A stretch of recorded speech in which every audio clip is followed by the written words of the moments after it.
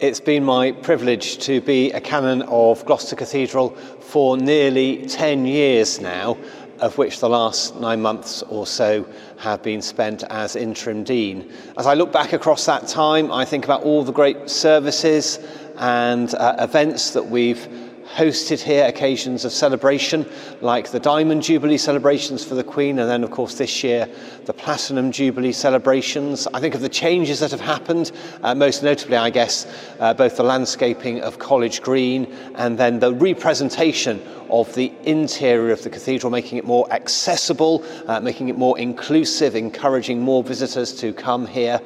But then I also think of those deeply moving occasions that we've hosted as well, whether that was the service on the eve of the state funeral for the late Queen, or indeed when we've hosted funeral services for those who have died in tragic circumstances, those moments when the cathedral is able to hold people not only in times of joy, but in times of grief as well.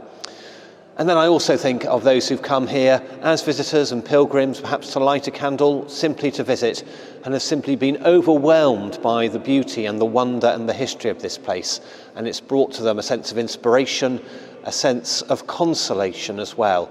And that's a wonderful gift that this cathedral can give. As I think about leaving Gloucester, that's going to be a hard thing to do, because this is a place which just has so many wonderful people working for it, as staff, as volunteers, my clergy colleagues.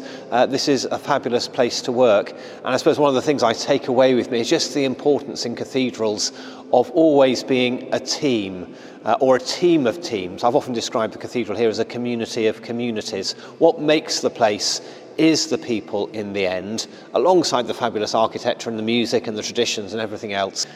So moving in January to be the 40th Dean of Norwich, leading the life of the cathedral principally over there. It's the cathedral in which I was ordained, of course, but also alongside that, playing a role in the life of the Diocese of Norwich as a member of the Bishop's staff, and also looking forward to developing the civic role of the Dean of Norwich in the city and in the county of Norfolk.